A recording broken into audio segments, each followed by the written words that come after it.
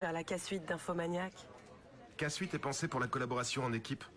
Elle intègre une messagerie, un drive, un chat et tout ce qu'il nous faut. K-Suite, la solution collaborative éthique. Plus d'informations sur infomaniac.com. Impact FM, Infort Jeune. Voici notre nouveau bien Infort Jeune de la semaine et on accueille bien sûr Rachel Gazon. Bonjour Rachel. Bonjour Patrick. Alors Rachel, ce matin, on va intituler le billet Zoom sur la garantie locative. Il faut savoir que l'on s'apprête à signer, lorsqu'on s'apprête à signer un bail de son futur logement, il est plus que probable que le propriétaire demande au locataire de constituer une garantie locative. On en dit plus évidemment sur le sujet ce matin. Effectivement, alors la garantie locative, qu'on peut également appeler caution, c'est une somme d'argent qui permet au propriétaire de se prémunir contre un locataire qui manquerait à ses obligations, comme le fait d'avoir causé des dégâts locatifs par exemple. Alors mis à part pour le bail de résidence principale, la garantie locative n'est pas imposée par la loi, mais la plupart du temps, elle sera prévue dans le contrat de bail et ne pourra pas être supérieure à un montant équivalent à 2 mois de loyer hors charge, quel que soit le type de bail conclu. Fort bien. Alors quelle forme peut prendre cette garantie locative, Rachel ? Alors mis à part pour le bail de résidence principale, il n'y a pas de précision légale concernant la manière dont la garantie locative doit être versée. Pour les baux étudiants ou de colocation, c'est donc déterminé par la liberté contractuelle et il n'est pas possible pour le locataire d'obliger le propriétaire à accepter une garantie locative sur un compte bancaire. À noter qu'en versement de la garantie locative de main à main, il est indispensable de réclamer un reçu signé avec la date, le montant et le motif pour avoir la preuve que le versement a été effectué.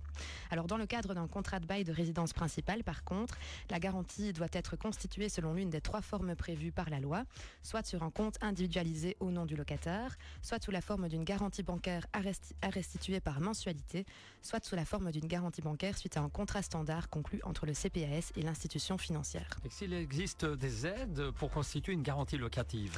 Oui, alors il existe différents services qui peuvent aider à constituer une garantie locative. Tout d'abord, la société Wallonne du Crédit Social peut octroyer un prêt à 0% pour constituer la garantie locative sous certaines conditions liées au demandeur ou au type de bail.